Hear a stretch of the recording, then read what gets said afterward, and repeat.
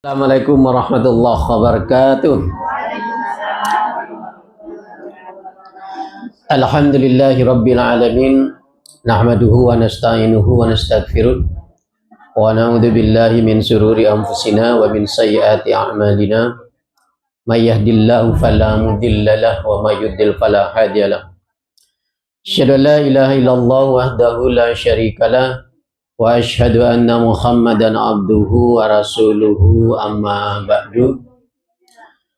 Hadirin ikhwatul iman, ibu dan bapak, wabil khusus Ketua Majelis Az-Zakir Yayasan Az-Zakir Bapak Dr. Ramayuli yang saya hormati beserta keluarga, ibu-ibu yang sangat saya sayangi, kita bersyukur pada Allah Subhanahu wa taala pada hari ini kembali kita dipertemukan oleh Allah dalam keadaan sehat walafiat. Mudah-mudahan Allah senantiasa menyehatkan kita semua, Ibu. Memberikan kita umur yang panjang, memberikan kita rizki yang halal dan yang banyak. Dan mudah-mudahan yang paling kita inginkan, mudah-mudahan Allah senantiasa memberikan taufiknya, hidayahnya pada kita bersama. Karena itulah kita dianjurkan untuk senantiasa mengucapkan puji syukur alhamdulillah kepada Allah Subhanahu wa taala sebagai bentuk rasa syukur kita kepadanya, supaya apa yang diberikan oleh Allah itu bisa ditambah ketika kita berada dalam kondisi bersyukur pada Allah. La in syakartum la azidannakum wa la in kafartum inna adzabi lasyadid.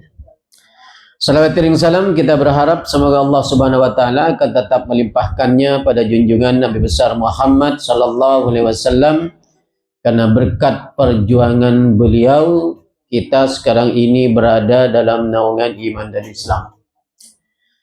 Bapak Ibu yang saya hormati, kita masih membahas masalah korban, Bapak Ibu, Hari Raya Idul Adha ya. Pada tanggal 10, 11, 12, 13 Dzul Hijjah ya. Jadi adanya anjuran, bukan kewajiban, Bapak Ibu, adanya anjuran untuk berkorban itu ketika kita memiliki kemampuan pada tanggal 10, 11, 12, 13 ya. Nah, kalau kita tidak punya kemampuan di tanggal itu, di hari itu, maka tidak mengapa kita tidak berkorban, Bapak Ibu ya. Tetapi dianjurkan memang oleh Nabi sebisa mungkin kita kalau memiliki kemampuan, Bapak Ibu, berkorban. Gitu. Ada satu hadis yang menurut saya hadis ini adalah sangat tegas. Nabi memerintahkan pada kita, ya, kalau kita memiliki sa'atan, namanya sa'atan itu kemampuan, keluangan waktu, keluangan rizki. Ya, kalau kita memiliki sa'atan itu pada tanggal 10, 11, 12, 13 itu, maka kita dianjurkan untuk berkorban oleh Nabi. Kalau tidak, ini apa namanya, semacam mengancam Nabi, Bapak Ibu. Coba itu. Semacam mengancam Nabi bagi orang yang memiliki kemampuan tapi tidak berkorban. Kata Nabi, maka Anda tidak perlu dekat-dekat dengan tempat sholat kami. Coba. Diancam begitu oleh Nabi. Artinya apa? Tidak usah dekat-dekat dengan tempat sholat kami, ya, fala yakrabanna musallana, namanya dalam hadis itu. Artinya kita sudah tergolong kepada orang yang bukan mukmin, maksudnya tidak memiliki keimanan yang bagus. Anda nggak perlu dekat dengan tempat sholat, Anda nggak perlu beribadah. Coba, nah apa artinya kalau tidak perlu beribadah? Apa artinya kita? Artinya kita sebagai orang yang tidak beriman. Dan kalau kita tidak merubah, tidak bertaubat, ya kita masuk neraka, Bapak Ibu. Coba, kalau dia mampu tetapi tidak berkorban. Ya. Ikuti hadisnya, Bapak Ibu. Bismillahirrahmanirrahim. Wa an Abi Hurairah qala Rasulullah sallallahu alaihi wasallam man wajada sa'atan falam yudahhi fala yaqrabanna musallana. Rawahu Ahmad wa Ibnu Majah hadisnya ini. Jadi bersumber dari Abu Hurairah, hadisnya riwayat Ahmad dan Ibnu Majah, dan dikatakan hadis ini adalah sahih gitu. Ya, walaupun ada yang mengatakan hadis ini adalah mauquf, ya, yakni omongan Abu Hurairah sendiri. Ada yang mengatakan begitu hadis ini. Bisa dilihat juga dalam kitab Bulughul Maram, Kitabul Adhi, kemudian dalam Nailul Autar, ya, hadis ini tercatat di sana, ada di Bulughul Maram, kemudian ada dalam kitab Nailul Autar. Ya. Nah, apa artinya? Dari Abu Hurairah, dia berkata, kalau Rasulullah sallallahu alaihi wasallam, telah bersabda Rasulullah sallallahu alaihi wasallam, man wajada sa'atan, barang siapa yang memiliki kemampuan, ya, kalau dalam bahasa Arab sa'atan itu sebenarnya waktu, Bapak Ibu, artinya. Nah, jam itu bisa disebut dengan sa'ah, jam, ya. Tapi dalam hadis ini, sa'atan ini diartikan kemampuan, keluangan waktu, kemampuan materi. Kita tidak dalam keadaan sibuk, jiwa dan raga kita sehat, itu disebut dengan sa'atan dalam hadis ini. Ya. Kata Nabi, man wajada sa'atan, barang siapa yang memiliki kemampuan, keluangan waktu, keluasan rezeki, nah, bisa dikatakan begitu, falam yudahhi, tapi Anda pada tanggal 10, 11, 12, 13 itu Anda tidak berkorban, tidak memotong hewan kurban, fala yakrabanna musallana, maka Anda tidak usah dekat-dekat dengan tempat sholat kami, ke masjid, ke musalla, ke majelis taklim, nggak usah dekat-dekat Anda. Kalau Anda punya kemampuan tetapi tidak berkorban. Ini ancaman Nabi, Bapak Ibu, dalam hadis. Nah, apa artinya? Ketika kita diberi kesaatan dalam hadis ini, diberikan kemampuan, baik badan kita sehat, jiwa kita sehat, kita punya luang waktu, kita punya rizki. Nah, itu dimaksud dengan saatan itu. Jadi terintegrasi itu beberapa hal begitu. Tidak hanya dari sisi kemampuan keuangannya, waktunya juga ada, kemudian kondisi badan dan jiwanya sehat. Nah, begitu. Nah, ini saatan, kata Nabi. Nah, ketika Anda memiliki itu, kata Nabi dalam hadis ini yang bersumber dari Abu Hurairah ini, lalu Anda tidak berkorban, fala yakrabanna musallana, Anda tidak perlu dekat-dekat lagi dengan tempat sholat. Maksudnya percuma, Anda percuma sholat, Anda percuma ngaji, Anda percuma berzikir, Anda percuma baca Al-Quran. Kalau Anda punya kemampuan tetapi tidak berkorban. Coba Bapak Ibu.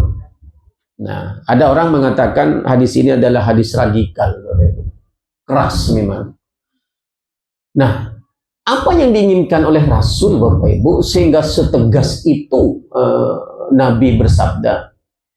Ingin Rasul sebelum kita meninggal, sebagaimana saya sampaikan pada 2 minggu yang lalu, sebelum kita meninggal itu minimal kita pernah berkorban 1 kali saja, Bapak Ibu.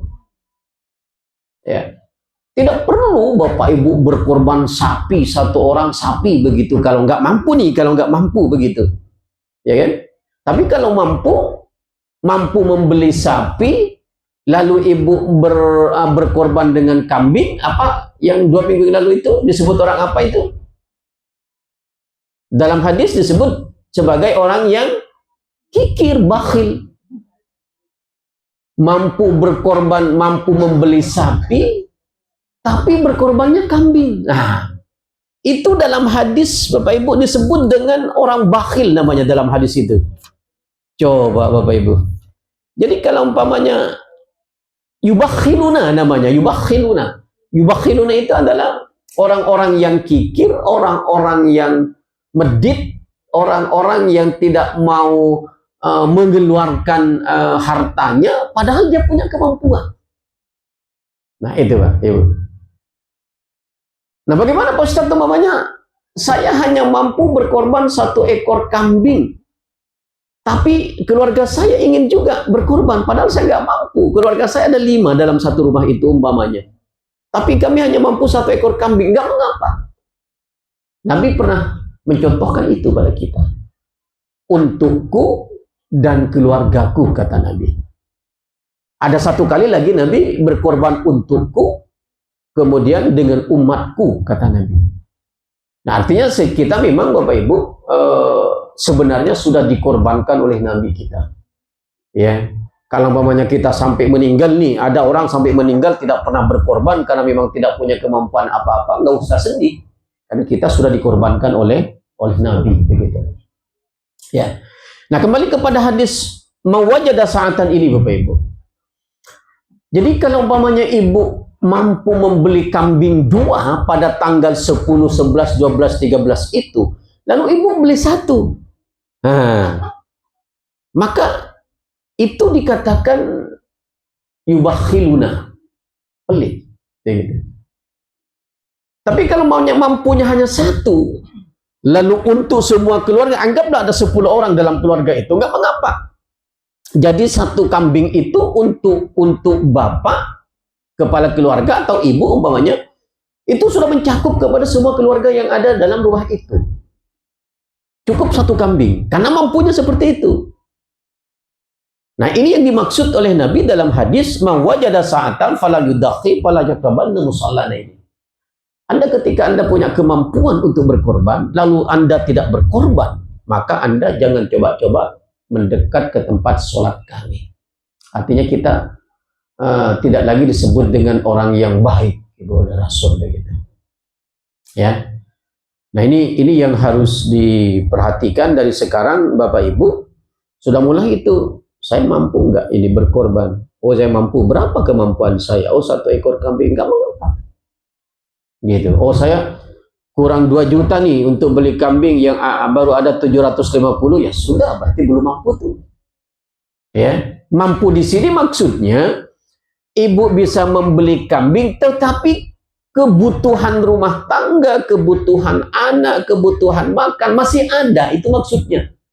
Bukan hanya punya uang 3.500.000, kalau sudah dibelikan kambing, maka kita nggak makan. Nah, itu nggak mampu namanya, Bapak Ibu.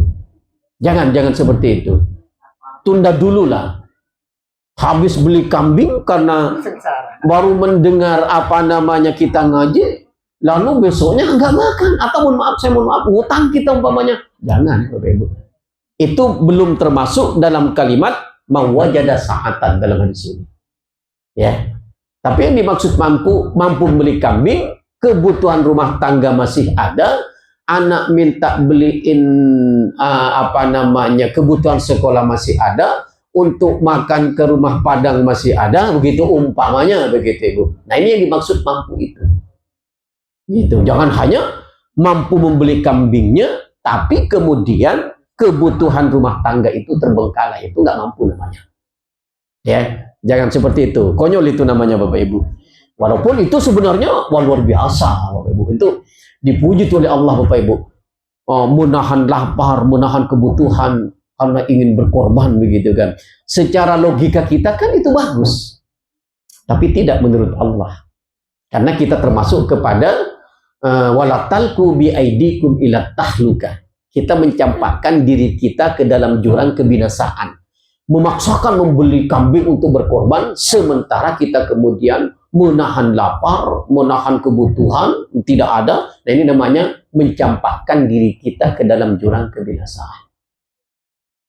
Nah, jadi adil Bapak Ibu Allah itu gitu. Ya kan? Kalau mampu Anda korban, kalau tidak jangan. Tapi kalau Anda mampu beli sapi, jangan berkorban kambing. Nah, itu yubakhiluna, pelit kita. Ya kan? Jadi memang dia atur sedemikian rupa hebatnya oleh Nabi Bapak Ibu. Ya kan? Nah, bagi yang sama sekali nggak bisa, wes nggak apa-apa, nggak usah berkorban. Ketimbang Bapak Ibu, oh saya malu sama tetangga, ngutang dulu lah sama Pak Haji, mau beli kambing. Jangan Bapak Ibu, nggak boleh. Nikmati saja hidup itu sesuai dengan garis yang diberikan oleh Allah pada kita. Kita hanya punya kemampuan untuk berusaha. Hasilnya itu adalah terserah kepada Allah. Itu yang harus kita pahami Bapak Ibu. La yukallifullahu nafsan illa usaha, laha ma kasabat wa 'alaiha maktasabat. Satu Bapak Ibu. Yang kedua, apa sih manfaat dari berkorban itu? Gitu. Karena berkorban ini adalah bagian daripada ibadah, Bapak Ibu, tentu harus punya dasar hukumnya. Tidak boleh kita manfaat berkorban ini adalah membuat kita kaya. Mana hadisnya? Nah gitu Pak Ibu. Manfaat berkorban ini adalah kita menjadi disanjung oleh orang lain. Nah, mana hadisnya? Harus ada dasar hukumnya. Gitu. Di dalam hadis dijelaskan bahwa berkorban itu adalah merupakan warisan daripada Nabi Ibrahim, contoh daripada Nabi Ibrahim. Kemudian pahala yang diperoleh oleh orang yang berkorban itu luar biasa besar, Bapak Ibu. Makanya Nabi sangat mewanti-wanti kalau kita bisa berkorban gitu. Kamu bisa kita. Karena pahalanya itu luar biasa besar. Ya, dari mana kita pahami? Ada hadis yang bersumber dari Zaid bin Arqam, hadisnya itu. Riwayat Ahmad dan Ibnu Majah, hadisnya itu. Dikatakan, wa an Zaid bin Arqam qala, qultu aw qalu ya Rasulullah, ma hadhil adahi. Jadi di sahabat dulu Bapak Ibu, ada namanya Zaid bin Arqam berkata, ya, dia bertanya, qultu, aku bertanya. Aqulu atau aku berkata kepada siapa? Kepada Rasul. Ya Rasulullah, ma hadhil adahi. Nah, itu pertanyaannya pada Rasul. Dia bilang, ya Rasul, dari mana sih syariat berkorban itu, dari mana? Kok dari dulu-dulu nggak ada tuh? Sebelum engkau datang menjadi Rasul, wahai Muhammad, nggak ada tuh ajaran berkorban itu. Nenek-nenek moyang kami, orang-orang Arab, orang-orang jahiliyah itu nggak ada perintah kami berkorban. Lalu dari mana asal usul korban itu, kata sahabat pada Nabi? Ditanya tuh Nabi Bapak Ibu. Kenapa? Karena sahabat tidak mau melakukan sesuatu kalau itu nggak jelas. Itu hebatnya sahabat itu Bapak Ibu. Kalau dia tidak paham betul dengan sebuah hukum, sebuah ketentuan, sebuah syariat, dia pasti bertanya pada Nabi. Kalau dia paham, nggak mungkin bertanya pada Nabi. Dia ingin sahabat tahu, dari mana sih anjuran berkorban itu? Ya Rasul, nanya dia kepada Rasulullah. Ya kan? Ya Rasulullah, mahadihil adahi. Dari mana sih sebenarnya perintah berkorban itu datangnya? Nah, lalu Nabi bilang, qala sunnatu abikum Ibrahim. Ini adalah ketentuan dan sunnah yang diajarkan oleh bapakmu Ibrahim. Maksudnya bapak kita. Makanya kan sebenarnya kronologis adanya korban itu dinukil dari peristiwa Ibrahim dan gitu. Disampaikan oleh Nabi. Apa kata Nabi? Sunnatu abikum Ibrahim. Ini adalah sunnah yang diwariskan oleh Ibrahim. Bagaimana bentuk korban yang diberikan oleh Ibrahim itu berbeda, Bapak Ibu. Ibrahim itu disuruh berkorban seorang anak, Ismail. Kalau Nabi, umatnya termasuk kita, hanya diperintahkan berkorban untuk memotong kambing. Itu pun kalau kita punya kemampuan. Lalu apa manfaatnya? Kalau malana ya Rasulullah, bertanya lagi sahabat, untuk kami apa yang kami peroleh? Coba Bapak Ibu. Kita kadang mau nanya sama guru kita gitu, malu kita Bapak Ibu, nggak enak. Wah, saya nggak enak. Kalau saya mau nanya, itu kita. Sahabat enggak. Loh, saya berkorban. Lalu apa yang kami dapati? Kata sahabat. Dia nanya pada Nabi, kalau malana minha ya Rasulullah. Anggaplah kami udah berkorban ya Rasul. Lalu apa manfaatnya buat kami? Coba Ibu. Sahabat bertanya gitu. Apa kata Nabi? Qala bikulli sya'ratin hasanah. Sahabat, di setiap bulu binatang yang engkau korbankan itu ada satu kebaikan, ada satu pahala. Makanya kenapa dalam Islam Bapak Ibu, Nabi mencontohkan kalau berkorban itu pilih hewan yang gemuk, yang bagus, yang tidak picik, yang bulunya enggak gundul, yang lebat bulunya itu. Kenapa? Karena dikatakan dalam hadis bikulli sya'ratin hasanah. Di setiap bulu yang ada dalam hewan korban itu adalah satu kebaikan. Apa satu kebaikan itu maksudnya? Satu pahala. Bayangkan kalau ada 1 juta bulu dalam tubuh hewan itu, Bapak Ibu. Kambing itu, makanya pilih kambing yang memang gemuk supaya bulunya banyak. Itu ya. Karena bikulli sya'ratin hasanah. Di setiap 1 lembar bulu itu, rambut binatang itu, hasanah, terdapat 1 pahala, 1 kebaikan. Apa maksudnya? Banyak banget Bapak Ibu pahalanya.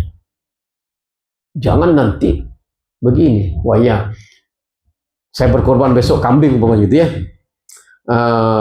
Cari supaya bulunya itu banyak. Carilah bulu-bulu lain Bapak Ibu ditempelkan, dilem ke kambing itu gitu umpamanya. Supaya banyak. Enggak begitu. Enggak begitu. Itu namanya akal-akal.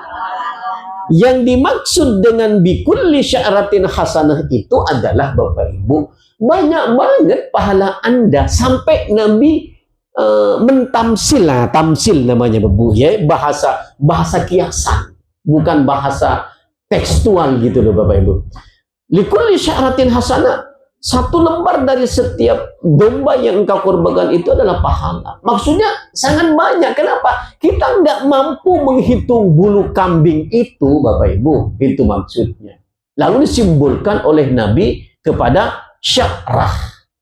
Maksudnya adalah banyak banget pahalanya. Begitu. Sama dengan hadis yang menjelaskan ketika ada orang meninggal, lalu ibu datang ke sana, ibu mendapatkan 1 buah gunung Uhud pahalanya. Iya kan? Kalau takziah. Kalau bapak-bapak ikut ke kuburan, bukan ibu-ibu nih ya Bu, karena kan ibu-ibu nggak boleh sebenarnya Ibu ikut ke kuburan ya. Ya mau setuju atau tidak Ibu terserahlah gitu ya. Bapak-bapak ikut ke kuburan, kata Nabi, kami selalu Jabalil Uhud. Anda mendapat pahala itu 2 buah gunung Uhud. Ibu pernah lihat gunung Uhud itu? Pernah. Di saat kita umrah atau haji, di mana adanya itu? Di mana gunung Uhud itu adanya? Di mana? Di gede banget Bapak Ibu. Disitulah banyak syuhada pada perang Badar, perang Uhud itu dikuburkan oleh Nabi. Ya, di gunung Uhud itu. Makanya kan sampai sekarang itu masih di pagar besi itu Ibu. Ibu kalau umroh, kalau jalan-jalan ke sana ke Jabal Uhud itu kan, Ibu kan hanya lihat dari luar, nggak bisa langsung ke dalam. Kalau dulu bisa masih. Ya kan, ada pemakaman ya, pemakaman. Kalau ke gunungnya boleh naik gitu. pemakaman itu di pagar itu syuhada itu dimakamkan di sana oleh sahabat itu banyak. Jadi datang takziah dapat 1 buah gunung Uhud, kalau ikut mengantar ke kuburan dapat 2 buah gunung Uhud. Maksudnya pahalanya gede banget, Bapak Ibu. Nggak bisa diukur oleh Nabi. Nah, sama dengan ini. Likulli sya'ratin hasanah. Setiap bulu dari hewan yang engkau korbankan itu kebaikan. Kita kan nggak bisa berapa, nggak mungkin lah, walaupun kita bisa menghitung, tapi nggak mungkin nggak mungkin telaten gitu. Hitung satu-satu bulu kambing yang mau dikorbankan. 1, 2, nggak mungkin, Ibu. Nggak kelar-kelar. Walaupun kita bisa sebenarnya, Bu, paling 2 hari lah ngitung bulu kambing itu, apalagi sapi gitu, Bu, ya. Paling 5 hari lah gitu kan. Bisa lah itu. Tapi kan kalau mau tidur istirahat dulu sampai sini. Kan iya gitu kan gitu. Maksudnya saking dari banyaknya pahala ketika orang berkorban itu. Nah, inilah yang diinginkan oleh Nabi itu, jangan sampai seorang muslim itu, Bapak Ibu, tidak berkorban. Kalau punya kemampuan. Kalau tidak punya kemampuan, tidak usah berkorban. Boleh nggak kita menghutang untuk berkorban? Tidak, boleh nggak kita minjem untuk berkorban? Tidak boleh. Boleh nggak kita menggadai rumah untuk berkorban? Tidak boleh. Karena dalam hadisnya itu dikatakan mawajada sa'atan. Barang siapa yang punya kemampuan, baru Anda berkorban. Falam yudakhi fala yakrabanna musallana. Anda tidak berkorban, Anda nggak usah dekat-dekat dengan tempat sholat. Begitu. Ya. Jadi pahala sedekah itu kalah, Ibu, dengan berkorban. Ya. Pahala haji kalah, Bu, dengan berkorban itu, Bu. Ya kan? Walaupun haji itu memang khususia, ya kan? Kalau haji itu mabrur, maka kata Nabi tidak ada yang pantas pahalanya kecuali surga. Sama dengan ini. Bahkan dalam hadis lain itu dikatakan nanti hewan yang kita korbankan itu adalah menjadi kendaraan kita menuju surga. Maksudnya bukan dinaiki itu, Ibu, kambing yang sudah kita potong di dunia itu, bukan. Sapi yang kita potong di dunia lalu kita naik sapi menuju surga itu, enggak begitu. Maksudnya pahalanya. Dengan pahala sapi, dengan pahala kambing yang Ibu korbankan itu, itulah yang Bapak Ibu dibawa oleh pahala itu menuju surga. Jadi bukan berbentuk fisik. Walaupun dalam hadis dikatakan, binatang yang Anda korbankan itu nanti akan menjadi kendaraan Anda menuju surga. Begitu, Pak. Tapi bukan kita naik tepak, enggak begitu, Bapak Ibu. Maksudnya pahalanya. Iya kan? Masa kita udah mau masuk surga naik kambing? Kan nggak mungkin, Ibu. Nggak level gitu kan? Kita mau masuk surga masa naik sapi gitu kan? Nggak level. Kalau naik pesawat canggih, oke lah, level lah, karena tujuannya adalah surga. Jadi tidak bisa diartikan secara tekstual hadis itu, Bapak Ibu. Maksudnya dengan pahala berkorban itu, baik kambing atau sapi, mengantarkan pengorbannya menuju surga. Itu maksudnya, Ibu. Paham, Ibu? Oke, kita lanjut, Ibu. Iya kan? Kemarin saya sampaikan bahwa lamanya seorang berkorban itu, menahan daging korban itu hanya 3 hari, Bapak Ibu. Ya. Nah, ada hadis yang kedua, Bapak Ibu. Nah, ini aman nih, Bapak Ibu. Aman. Jadi ada hadis yang bersumber dari Buraidah, Bapak Ibu, diriwayatkan oleh Imam Tirmizi, Imam Muslim, Imam Ahmad.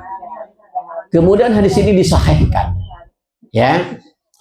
Kalau yang kemarin kan hadisnya bersumber dari Abu Sa'id Al-Khudri, bahwa tidak boleh kita lebih daripada 3 hari menahan daging kurban.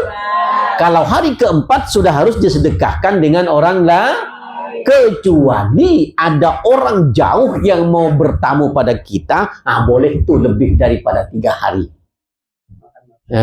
Tapi tidak setahun juga, Ibu. Ya kan?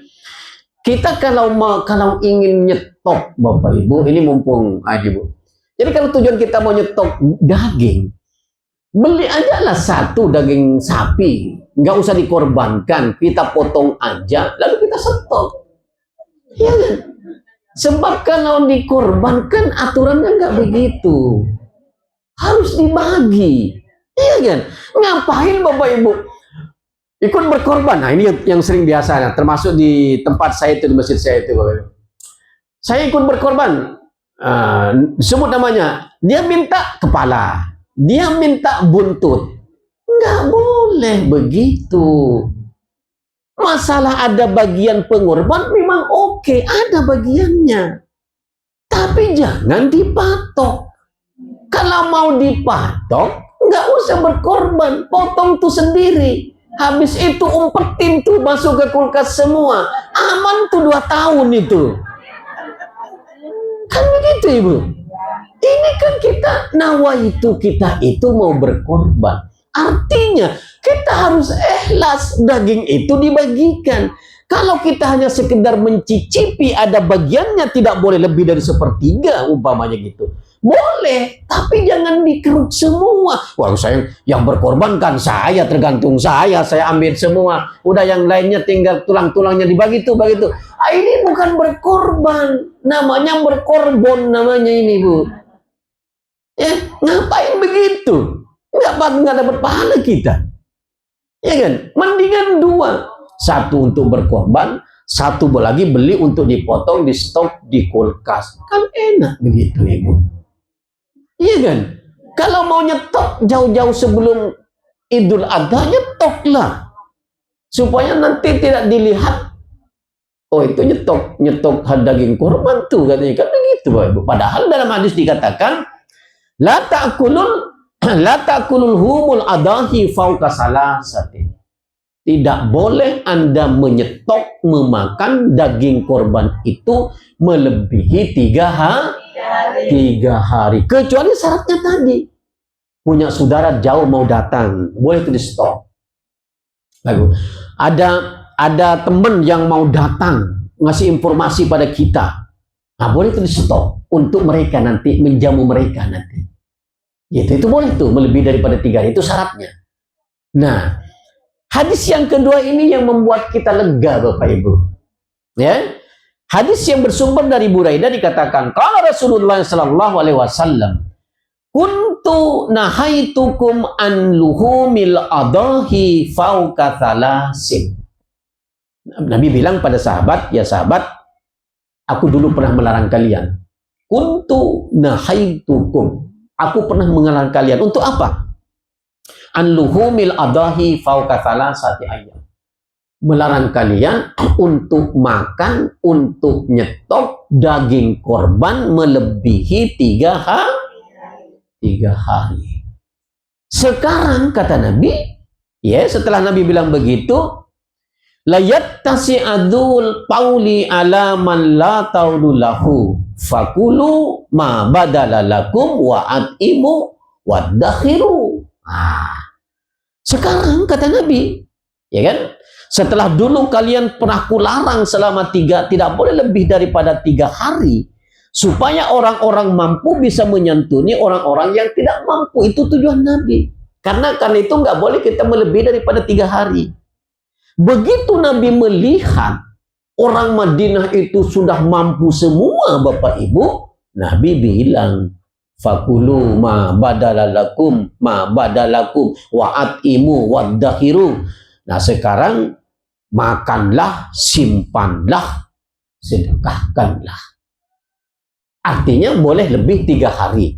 Setelah Nabi melihat penduduk Madinah itu semuanya sudah bisa membeli daging sendiri.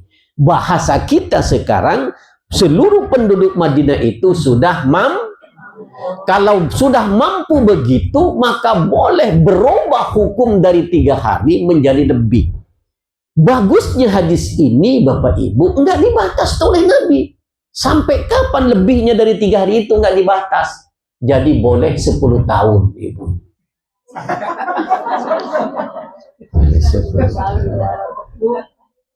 Silakan, Ibu. Ya, kayak sekarang kan banyak ustaz yang panitia korban membuat apa ya, korbannya itu dibikin seperti makanan kaleng Kornet ya. Gitu. Itu gimana? Iya. Kan jangka lama harapannya. Betul, Ibu, betul.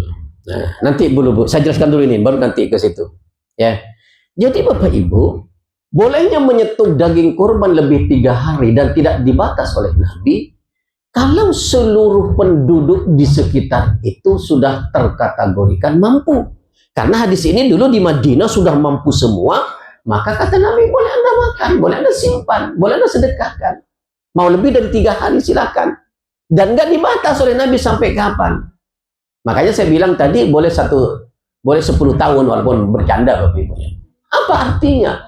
Syaratnya itu adalah boleh lebih 3 hari itu. Pertama, kalau hadis yang pertama, kalau ada tamu yang sudah berjanji mau datang ke rumah kita, boleh kita simpan lebih dari 3 hari. Atau kita punya anak kerantau belum pulang setelah 10 hari setelah Lebaran Idul Adha baru pulang, boleh kita simpan. Berikutnya syaratnya itu adalah orang-orang yang ada di sekeliling kita itu sudah mampu. Boleh tuh nyetok lebih daripada 3 hari. Pertanyaan saya, Bapak Ibu, sebelum melakukan itu, Ibu lihat tuh, survei dulu.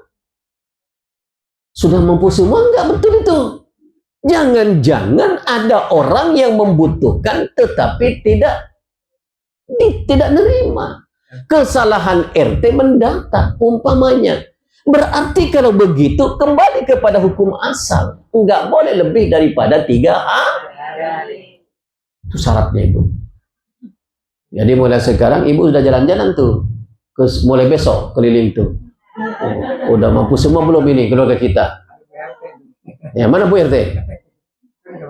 Mana Bu RT? Coba ancuk Bu RT. Oh, lagi rapat. Ya, harus begitu. Nah, biar nggak lupa, kembali ke pertanyaan Ibu tadi. Bagaimana kalau sekarang sistemnya? Di Arab Saudi itu, Ibu, memang itu tidak dimakan karena orang-orang Arab itu sudah mampu semua, Ibu. Orang Arab itu ya, kecuali pendatang. Nah, pendatang itu disebut dengan fisabilillah atau ibnu sabil, itu boleh, Bapak Ibu. Jadi mereka berkorban memang dimasukkan ke kaleng itu dikirim, termasuk ke Indonesia bagian timur itu ada kiriman dari Arab Saudi. Katanya Bapak ya. Nah, kenapa boleh begitu? Karena sudah orang Arab Saudi itu enggak ada yang miskin. Sudah mampu Ibu. Iya kan? Enggak ada ceritanya orang Arab Saudi tidur di bawah jembatan nggak punya tanah. Enggak ada ceritanya. Dikasih rumah oleh pemerintah Arab Saudi di sana itu, Ibu. Jadi Ibu kalau nggak punya apa-apa, mohon maaf Bapak Ibu. Ibu sudah putus asa hidup di Jakarta, hijrah deh ke Arab Saudi. Jadi penduduk di sana dikasih rumah, minimal rumahnya itu lantai 2. Nggak ada yang lantai 1 kayak kita begini. Oh, ini lantai 2 ya Pak ya. Nggak ada Bu. Orang Arab itu nggak pernah ada rumahnya lantai 1. Semiskin-miskinnya orang Arab Saudi itu. Minimal rumahnya lantai 2, 3, 4, 5. Kenapa? Karena nggak boleh kalau ada tamu yang perempuan bercampur dengan laki-laki. Yang laki-laki di atas, perempuan di bawah. Yang nemuin perempuan adalah istrinya, yang nemuin laki-laki adalah bapaknya dan anak laki-lakinya. Jadi kalau kita nggak punya rumah di Jakarta, mendingan hijrah ke Arab Saudi, dikasih rumah Ibu 2 lantai itu. Masya Allah. Ya nggak tahu lah jadi apa. Yang penting hijrah ke sana Ibu. Itu enaknya orang hidup di Jakarta, orang hidup di Arab Saudi. Kita memang, Masya Allah, kapan kita mau sejahtera kayak Arab Saudi, Bu? Lahir bayi dikasih santunan oleh pemerintah. Sekolah dibayarin oleh negara. Ibu hamil dibiayai oleh negara. Makanya nggak ada orang Arab anaknya 1-2 karena nggak pernah terpikir nggak bisa ngasih makan. Orang Indonesia 1-2 itu maksimal anaknya karena takut nggak makan. Arab Saudi enggak. Mana ada ceritanya Kabi di Arab Saudi. Anaknya paling 8, 9, 15, 20 gitu kan. Semuanya disubsidi oleh pemerintah, Ibu. Enaknya Arab Saudi itu, apalagi Dubai sekarang itu. Masya Allah, maunya kita hijrah ke sana, Ibu memang. Ya, ayolah Bu, saya mau juga Ibu hijrah itu. Tapi kalau menjadi TKW, posisinya berbeda. Karena disebut dengan pekerja. Pekerja itu bukan orang Arab Saudi, disebut dengan orang turis di sana itu. Kayak kita ada orang luar negara ke kita, itu kan turis namanya. Turis itu tidak ada dalam undang-undang Arab Saudi diberi rumah gitu loh. Kecuali berubah nanti. Setiap turis dapat rumah. Sudahlah kita ke sana jadi TKW semua gitu kan. Lumayan tuh, punya rumah jual, habis jual kembali lagi ke Indonesia, beli rumah tingkat 5 di sini. Enak tuh akal-akalan begitu kan. Akal-akalan. Ya, jadi terkait dengan melebihkan 3 hari ini harus dilihat kondisi kita sekelilingnya, Ibu. Kalau masih ada orang yang membutuhkan daging, jangan menyimpan lebih dari 3 hari. Ibu kasih itu sama dia, gitu kan? Kalau enggak, kita berdosa. Jangan karena berkorban kita masuk neraka nanti. Iya kan? Padahal korban itu sunnah. Iya kan? Salah kita berkorban, neraka kita. Ibu, jadi nggak main-main. Ya kan? Jadi mendingan, mohon maaf ya, mendingan tidak mampu berkorban, kita nggak ada apa-apa gitu kan ya. Ketimbang kita mampu berkorban, lalu nggak berkorban atau berkorban tapi salah. Kan mendingan enggak. Iya kan? Nah sekarang ibu milih lebih baik punya apa-apa atau tidak punya apa-apa Ibu? Punya apa-apa ya. Kalau tidak punya apa-apa susah Ibu. Ya kan? Jadi berkorbannya itu nanti sesuai dengan aturan yang diperintahkan oleh Nabi. Ya kan Bu ya? Oke. Satu lagi Ibu. Ya kan? Satu lagi. Nabi Ibu kalau berkorban itu semuanya dibagi. Ya kan ini udah saya sampaikan kemarin, tapi belum maksimal penjelasannya. Dagingnya dibagi, kemudian kulitnya dibagi, ponoknya juga dibagi, tulangnya juga dibagi. Gitu. Jadi nggak dijual tuh. Dan kulit itu dicacak oleh pada zaman Rasul dibagi juga. Kenapa? Pada zaman Rasul itu ada istilahnya disamak, Ibu. Disamak itu adalah kulit itu disamak maksudnya, sama kulit itu direndam selama 5 hari 7 hari. Lalu kalau sudah direndam, dibersihkan bulunya, tinggal digoreng, kemudian disayur, enak banget tuh. Hikil. Kalau kita di sini dikasih kulit umpamanya, dibagi kulit itu, Ibu masak apa enggak itu? Dibuang kan? Kalau dibuang itu masuk dalam kategori apa itu? Mubazir. Mubazir itu temannya siapa Ibu? Setan itu masuk apa Ibu? Gara-gara berkorban salah masuk neraka. Iya kan? Jadi harus dibahas nih. Jangan kalau di zaman Rasul dibagi kulitnya, sekarang juga mau dibahas. Yang cerdas berpikir gitu loh Ibu. Bikin beduk bagus itu. Iya kan? Atau dijual, tetapi uangnya kembalikan, dibelikan daging, lalu dibagi kembali. Ini ijtihad yang luar biasa nih Bapak Ibu, walaupun orang tidak suka dengan itu. Pokoknya karena kalau hadis dibagi-bagi aja. Ente calon neraka itu kalau begitu. Karena ngajarin mubazir gitu kan. Iya kan? Mubazir itu jelas setan itu nggak ada ceritanya masuk surga, ibu pasti masuk neraka. Berbeda dengan jin, ada jin Islam, ada jin kafir. Setan itu masuk neraka. Makanya nggak dimatiin oleh Allah. Minta panjang umur, diberikan panjang umur. Minta mau menggoda manusia, dipersilahkan oleh Allah. Karena sudah jelas nanti tempatnya di neraka. Jadi kalau orang mubazir itu neraka, ya kan, membuang-buang kulit korban itu neraka. Siapa yang menyebabkan membuang itu? Panitianya, karena dibagikan oleh panitianya. Artinya siap-siap panitia korban itu nanti masuk neraka kalau enggak bertaubat. Bapak Ibu, mantap nih ibu kajiannya ini hari ini. Iya, kalau ikhlas pengorbannya enggak mengapa. Kalau ikhlas pengorbannya, makanya ada akad Bu Haji nanti. Di sini Pak Haji tuh jadi panitia. Pak Haji harus akad tuh dengan pengorban itu. Siapa aja yang ikut korban di sini?